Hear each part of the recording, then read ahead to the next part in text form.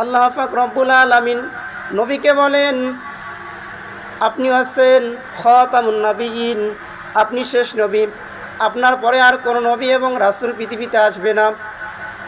আল্লাহ পাক বলেন, মা কানা মুহাম্মাদুন আবা আহাদিম মিন রিজালিকুম ওয়ালাকিন রাসূলুল্লাহি ওয়া খাতামান নবিয়্যিন ওয়া কানা আল্লাহু বিকুল্লি শাইইন আলিমা।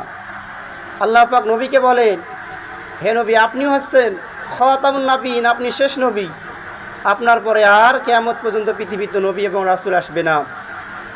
আল্লাহ রাসূল নিজেই বলেছেন, আনা খাতামুন নবিয়্যিন লা নাবিয়্যা বাদি, আমি হচ্ছি শেষ নবী, আমার পরে আর কোনো নবী এবং রাসূল আসবে না।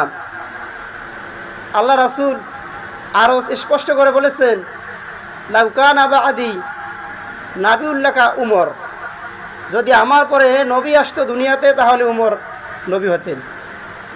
যেহেতু আমার পরে আর কোনো নবী এবং রাসূল পৃথিবীতে আসবে না, কিয়ামত পর্যন্ত আর কোনো নবী এবং রাসূল আসবে না। সম্মানিত ইমানদার মুসলমানগণ,